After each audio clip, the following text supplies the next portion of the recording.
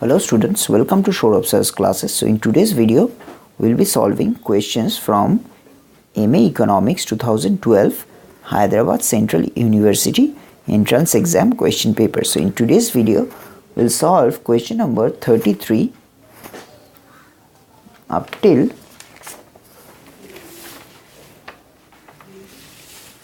44. So from question number 30, we will solve up till 44. Okay, so first I'll start with question number 33. So in question number 33, it is given, that is, which of the following statement is true in case of a linear supply curve? So a linear supply curve, for a linear supply curve, which of the following statement is true? We know a supply curve is a positively sloped curve. Okay, and supply curve shows the relationship between price and quantity. That is, price determine quantities in a linear way. So the supply curve will be a straight line starting from the origin. So if the supply curve intersect the horizontal axis, which is this axis, then elasticity of supply is less than unity. So if it is touch the horizontal axis, the elasticity of supply, if the supply curve intersect the vertical axis, this is the supply curve touching the horizontal axis, this is the supply curve touching the vertical axis, then elasticity of supply is greater than unity. So at this level, elasticity of supply is greater than 1. Basically at this level, elasticity of supply is equals to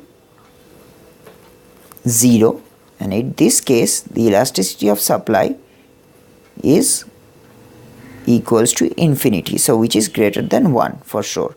So it is not less than unity, it is not this as well. So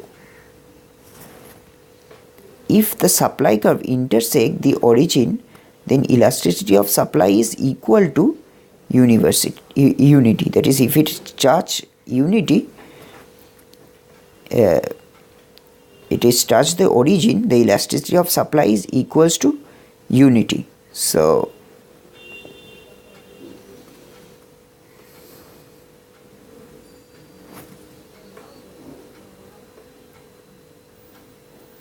we'll see if it is true or not. For this, first what we'll do is we'll take another page. I'm sorry, this is the case for perfect elastic and this is the case for perfect elastic, but here it is said that horizontal axis elasticity of supply is less than unity. So say if it happens this way, so for this we'll take another page. I'll draw 3 consecutive diagram for question number 33. Say for this diagram,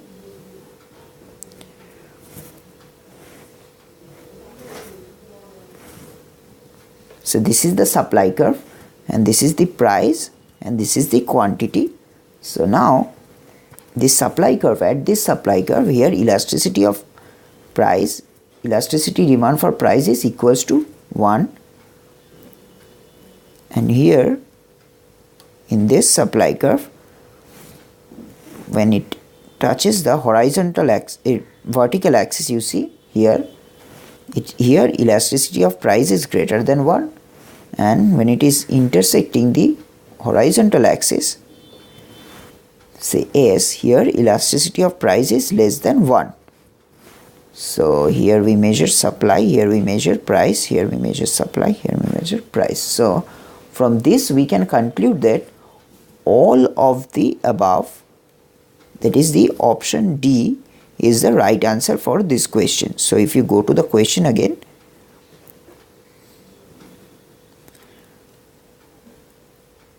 that is, if the supply curve intersect vertical axis, then the elasticity of supply is greater than unity. It is true.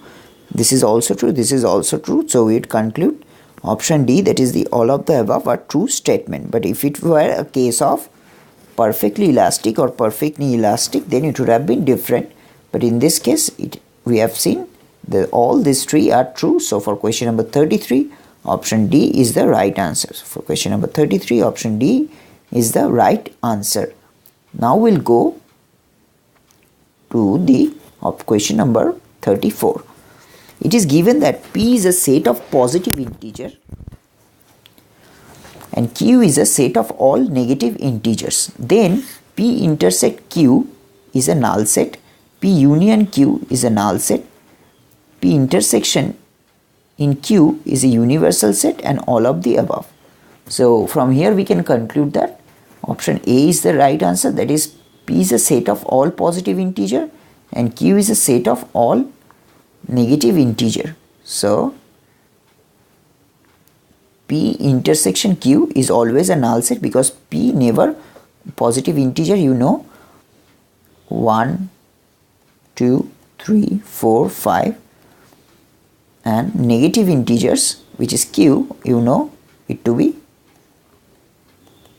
-1, -2, -3. So now their intersection, if you take the intersection of these two, there is no common term, so we can write it to be null. So we would conclude for question number 34, option A is the right answer, that is P intersection Q is a null set. Question number 34, the right answer is option A. So far we have solved question number 33 and question number 34. Now we'll go to the question number 35. So in question number 35 it is given, that is a box contains 8 white balls and 3 red balls. So 8 white balls, 3 red balls. If 2 balls are drawn at a random at a time without replacement, the probability that both of them are white is given by these 4 options. So for this, first we have to write down there are 8 white balls and 3 red balls. 2 balls are drawn at random without replacement. So what is the probability that both balls are white? For this, what we have to do is we simply have to write down 8 by 11 into 7 by 10. Why 11? Because without replacement basically means once you have drawn it, you cannot replace it back. So initially there were 11 balls, as you see, 8 white balls, 3 red balls. Out of this 11 balls, there are 8 balls which are white. So out of this 11 balls, only 8 are white balls. So out of this 8 balls, if we draw the one ball which is white, it just holds the equation. So we would conclude 8 by 11 is the probability, that is after drawing one ball. After one ball being drawn, there are only 10 balls left, out of which one white has already taken here. So 7 white balls, 3 red balls, so 7. So out of 7, now out of 10 you have 7 balls. So now the probability will be equals to, if you do it, 110 and 56, which is equals to 28 by 55. So here option C is the right answer for question number 35. So for question number 35, option C is the right answer. So I hope you guys have understood these 3 questions. I'll be giving you a couple of seconds to go through these questions again before we proceed further with the question number 36 and 37.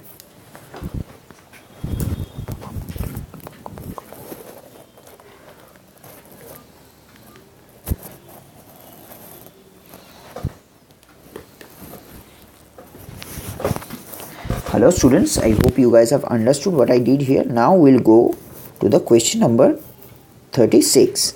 So now we'll go to the question number 36. So in question number 36, which of the following is not a function? So we have to find out which of the following is not a function. Y square equals to x is not a function because a dependent variable, which is y, cannot be in this term, that is y cannot be square. So we say a dependent variable will always be like y. So we would conclude this is not a function. So for question number 36, option B is the right answer. Now we'll go to the question number 37. Now we'll go to the question number 37. Question number 37, it is game m is to n is 3 is to 2, and then ratio of 4 into m plus 5n is to 4m minus 5n is, these 4 options are given. So from here we can write, we'll do it here, m by n is equals to 3 by 2. We get it from here, m by n is equals to 3 by 2. So m is basically equals to 3 by 2 into n. If you take this here, it becomes 3 by 2 by n. Now 4m,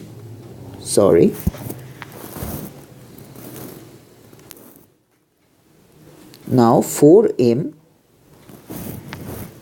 plus 5n divided by 4m minus 5n is equals to, instead of m we can write 3 by 2 n, that is 3n by 2 plus 5n divided by 4 into 3n by 2 minus 5n. So now if you solve it, you will get the value to be equals to 6n plus 5n, 6n minus 5n, because 2, it becomes 2, 2 3s are 6. So now if you solve it further, you will get the value to be equals to 11n by n. It gets cancelled out. We are left with 11 is to 1. So for question number 37, option B is the right answer. That is 11 is to 1. So far we have solved question number 33, 34, 35, 36 and 37. So 5 questions we have already done. For question number 33, the right answer was D. For question number 34, the right answer was A. For question number 35, the right answer was C. For question number 36, the right answer was B. For question number 37, the right answer is B. Now we'll proceed further with the other questions. That is question number 38 we'll solve. So now we'll solve question number 38. Hello students, so now we'll solve the other questions in this video. So first I'll start with the question number 38. So in question number 38, the level of output key at average cost will be minimum. So what level of Q, the average cost will be minimum, where AC is given by this. So first we'll write down the average cost equation, which is given by AC equals to Q square minus 5Q plus 8. So it is given by Q square minus 5Q plus 8. Now if you differentiate AC with respect to Q, you will get the value to be TQ, 2Q minus 5. So you have found the value of changing AC with respect to changing Q to be equals to 2Q minus 5.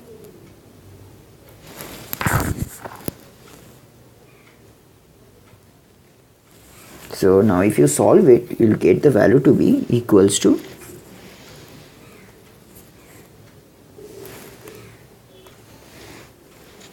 equals to 0.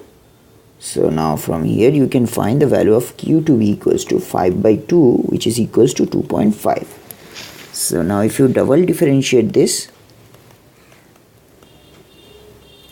you will get the value to be equals to 2, because from 2Q you get only 2, which is greater than 0. So we would conclude that this is the minima.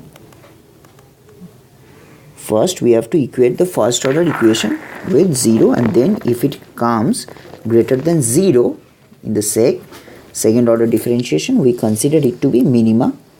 And so we conclude the value of 2.5. At value of 2.5, which is option B, the AC will be minimum. So value of 2.5, the AC will be minimum. So we have found the value, which is 2.5. So for 38, the option B is the right answer. So now we'll go to the question number 39. So frictional unemployment is defined as 4 options are given. We know what is frictional unemployment. It is basically a short-term movement of workers between jobs.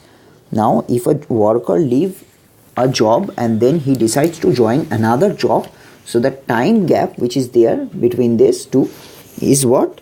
Is nothing but the frictional unemployment. So in this case, so short-term movement of workers between jobs, that is for question number 39, option B is the right answer. That is frictional unemployment is defined as short-term movement of workers between jobs. So for question number 39, option B is the right answer. Now we'll go to the question number 40. No, we'll not go to the question number 40. We'll directly go to the question number 41. We'll come to these questions which I am leaving here later. We'll make another video for this. So now we'll come to question number 41. So it is given the difference between GNP and gross domestic product is GNP minus gross domestic product is transfer payment. GNP minus GDP is this. So we know this is the right answer, because in GNP we include net factor income from abroad, but in GDP we only include all the production, all the output that has been produced in a domestic country in a given year. That is, net factor income from abroad is excluded from GDP. So if you minus GNP from GDP, we get the value to be equals to, which is equals to net factor income from abroad. So for question number 41, option D is the right answer. Option D is the right answer. So now we'll go to the question number 42. So in question number 42, it is given, suppose that economists estimate that consumers spend 80% of any increase in their disposable income. If aggregate price level is fixed, government spending is increases from rupees 2 trillion to rupees 3 trillion in a year. Now total change in GDP as a result of government spending is given by all these four options. So for this, first what we have to do, it is given consumers spend 80% of any increase in their disposable income. So which means MPC, which shows the change in consumption due to change in disposable income, is given by 0.8, that is 80%. Now if change in G, that is from 2 trillion to 3 trillion, so 3 minus 2 is 1, so change in G is 1 trillion, and change in income we have to find. So what is the change in income, GDP or income or output, say, we have to find, which is nothing but equals to change in G divided by 1 minus MPC.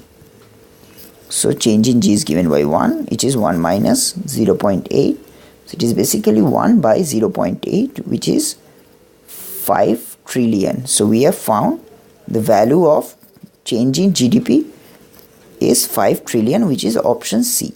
For question number 42, option C is the right answer, because we have written down the MPC, we have written down the change in G, we have put the form in the formula, that is change in Y is equals to change in G by 1 minus MPC.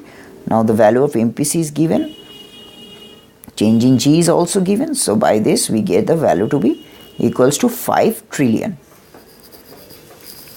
So we have found the value for question number 42, the answer is 5 trillion. So now we'll straight go to the question number 44. So now we'll go to the question number 44.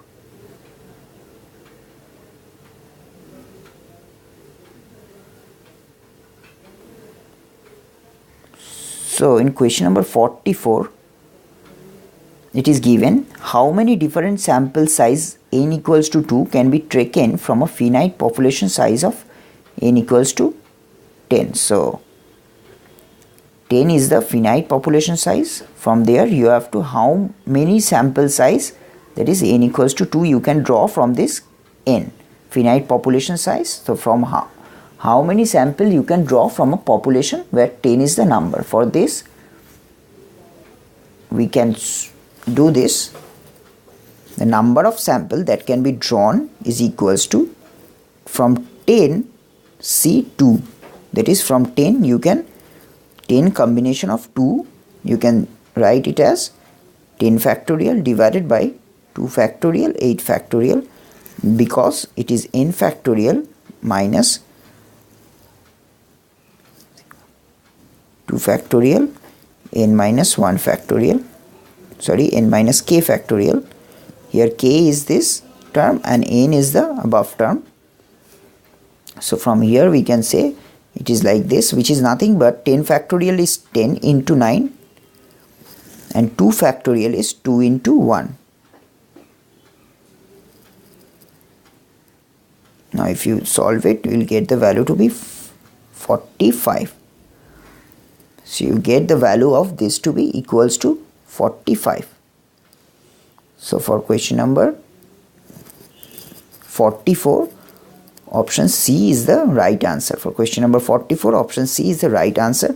So in today's video, we solved a couple of questions from Hyderabad Central University MA Economics 2012 entrance exam question paper. So I will be repeating the findings that we have found so far. So we started with question number 33, which was option D. Then we went to question number 34, which was option A. Then we came to question number 35, which was option C. Then we came to question number 36, which was option B. Then 37, which was option B, which was a case with option B. Then for 38, it was B. For 39, it was B. For 41, it was D. For 42, it was C. And for finally 44, it was C. So in today's video, we solved 1, 2, 3, 4, 5, 6, 7, 8, 9, 10. 10 questions from MA Economics entrance paper from Hyderabad Central University. So now I'll like to go to two other questions. I'll like to solve question number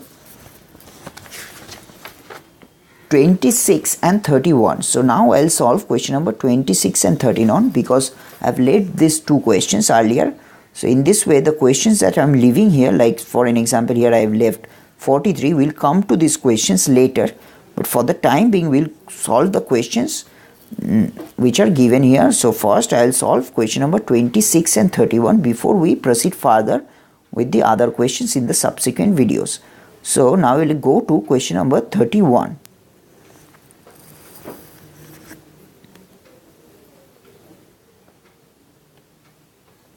So in question number 31, it was given, dumping in international trade refers to a situation where a country dumps environmentally hazardous goods in a neighboring country.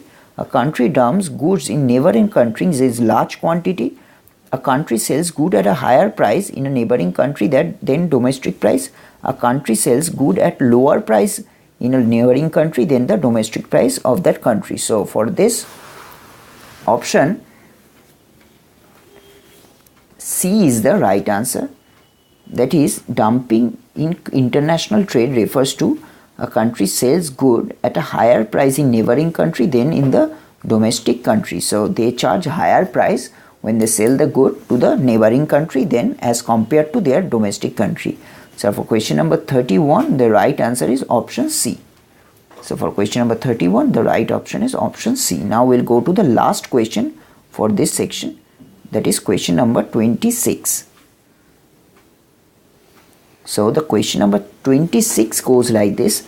The proposition that states that if factors of production are rewarded, factors of production say K and L are rewarded to their marginal product, that is MPK and MPL, they will exhaust the total product is also known as, for these options are given, it is quite obvious, it is the option B, that is Wicksteed's production exhaustion theorem.